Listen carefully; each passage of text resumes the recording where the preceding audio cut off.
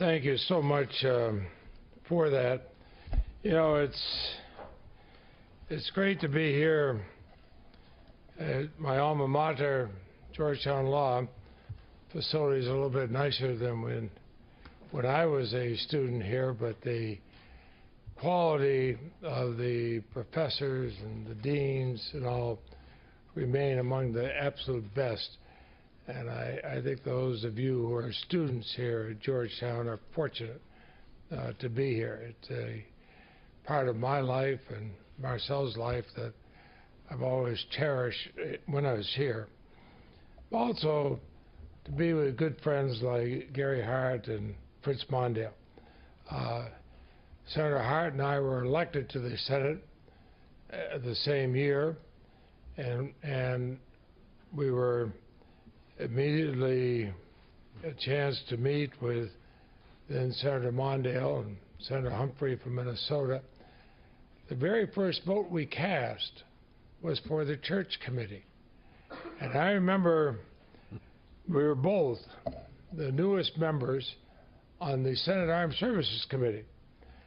And I was the junior most member.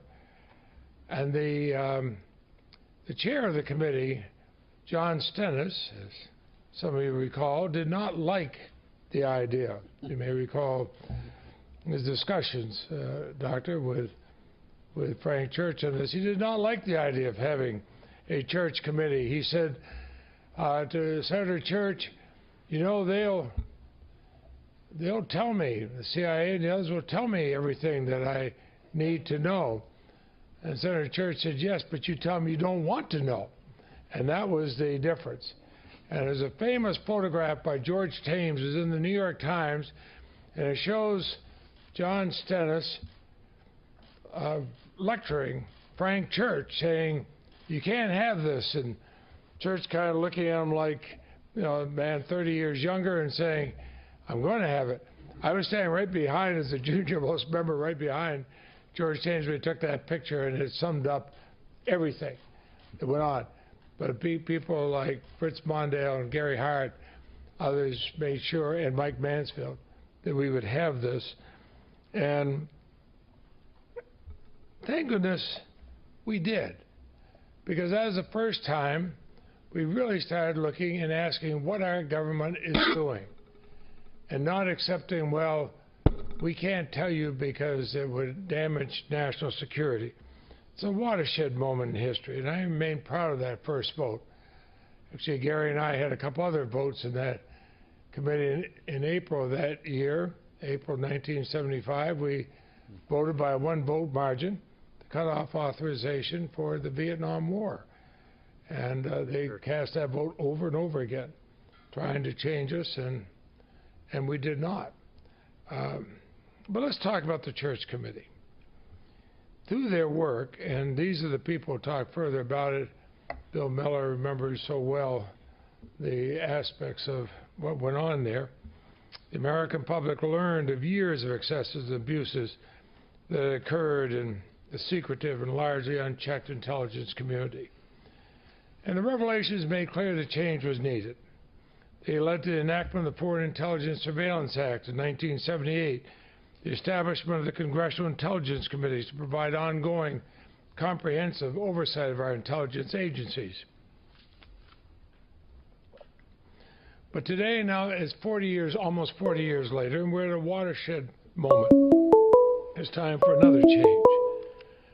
This summer, many Americans learned for the first time, but only a few of us knew, that Section 215 of the USA Patriot Act has for years been secretly interpreted to authorize the collection of Americans' phone records on an unprecedented scale. And they learned that the NSA is engaged in repeated, substantial, legal violations in its implementation of Section 215 and other surveillance authorities. Now, I don't condone the way that these and other highly classified programs have been disclosed. I remain concerned about the potential damage to our intelligence gathering capabilities and national security. And we've not seen things so sinister as the secret campaign to smear Dr. Martin Luther King that the Church Committee unearthed. I credit the Church Committee with the oversight powers we now have, and the Congress now using to take a fresh look at what our government is doing under the guise of national security. But new technology has led to the proliferation of data and surveillance on a scale not previously imaginable. And it certainly wasn't contemplated by the Congress in the wake of the Church Committee. None of us could have even conceived of the way data, information, communications would take place 40 years after the Church Committee. Americans increasingly live online. We create electronic records of their daily activities without even realizing it. All of us know you can't have the police just walk into your house and search through a filing cabinet for your records. Comes the other question when those records are stored in the cloud or in other people's data banks. Americans communicate a lot differently than we used to. We have a digital footprint almost everywhere we go. Those of you who walked in here with your cell phones on, you left a record of where you were. So that's why I authored bipartisan legislation to update our criminal law regarding the privacy of our email content. And that's why I think the Congress has to take a hard look at the authorities we afford the Intelligence Committee. The rapid change technology has dramatically affected the FISA court. The FISA court is a good idea for oversight, but it's no longer simply reviewing wiretap applications to make fact-based classified assessments about whether individual surveillance requests follow a statutory standard. Now they're rendering very complex constitutional decisions about massive surveillance programs that have major implications for Americans' privacy. We were discussing some of these at dinner last night. The tremendous difference in that 40 years, and that's why I think, Dean, you've done a wonderful thing having as knowledgeable a panel as this to talk about it. They're conducting oversight of highly technical programs that even the agency running them apparently did not understand and certainly did not accurately report to the court. Let me emphasize that. They didn't understand it and they didn't accurately report it to the court, and they're doing this all in secret, and the court doesn't have the advantage of there being an adversarial process where somebody might say, what about this? In fact, a whole body of secret laws developed and has considerable implication for our democracy. Time and again, Congress has been asked to reauthorize surveillance authorities that affect our fundamental notions of privacy, but without the ability to discuss publicly those programs or the legal and constitutional interpretations upon which the government relies. Only recently has it become possible for us to challenge openly the government's false assertion that it's necessary to collect the phone records of every single American to keep our country safe. I mean, just think about it logically. If you're collecting everything, in some ways you could say you're collecting nothing. How are you ever going to go through it? I'm convinced that the system set up in the 1970s to regulate the surveillance capabilities of our intelligence community is no longer working, and we have to recalibrate. First, we have to address the scope of the government's national security surveillance powers, particularly when directed at Americans. In my view, and I've discussed this with the White House, the Section 215 bulk collection of Americans' phone records must end. It's not making America safer. And the government has not made its case that this is an effective counterterrorism tool, especially in the light of the intrusion of Americans' privacy rights. And I've introduced bipartisan legislation that would end bulk collection, while allowing the intelligence community to continue collection under Section 215 and other authorities if it's properly authorized and properly targeted. And I think, I don't want to put words in Vice President Mondale or Senator Hart's mouths, but I think they would agree that Congress did not enact FISA in order to give the government dragnet surveillance powers that could sweep in the data of countless innocent Americans. That's not what the FISA court is for. Secondly, we need to take a hard look at the existing oversight structure. What we're asking of the judges that are appointed to the FISA court. I don't question their integrity or their dedication. I do not agree with those who caricature it as an unthinking rubber stamp for government surveillance. But we have to recognize the fact that the FISA court judges have assumed a regulatory role not envisioned in the original version of FISA. And they often evaluate the adequacy of guidelines and procedures and the government's compliance with them. But they have to evaluate that, for example, what the NSA is doing, but when the senior officials at the NSA do not themselves understand the technical boundaries of the programs they manage, or when they give inaccurate explanations to the court, and they have, how do we expect the court to fulfill its role? It can't be done. Other oversight mechanisms, including greater use of inspectors general, need to be considered, as well as possible structural changes to the FISA court process. So the Senate Judiciary Committee will continue to play its key oversight role.